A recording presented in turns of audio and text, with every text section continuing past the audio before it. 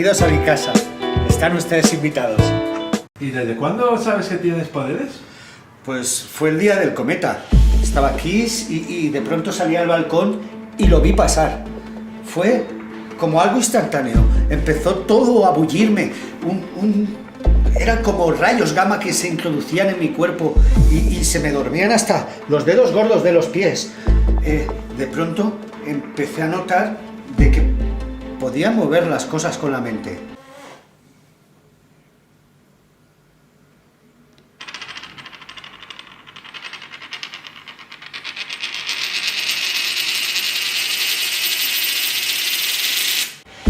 Tenía telequinesis y también clarividencia. Veía cosas que iban a pasar. Estrella, rombo, luna, rombo. Después del día del cometa, incluso sabía tocar la flauta.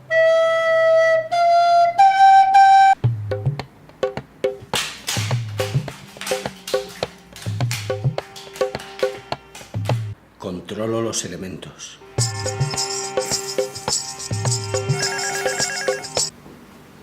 ¿Veis cómo suena? Voy a adivinar quién es. Es Manolo. Ya verás. ¿Sí? Hombre, Manolo, ¿qué tal? Sí. Nada, pues, ¿cómo te va, grupete? ¿Bien? Ya nos vemos luego y te doy unos consejitos. Aquí con unos amigos que me están haciendo una entrevista. Pues también he descubierto que tengo más poderes.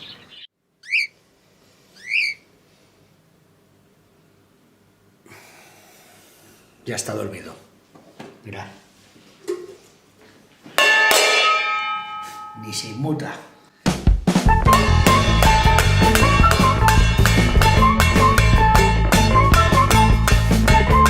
¿Y esto en qué canal va a salir? En YouTube. Bueno, pues sí, eso ya lo veo.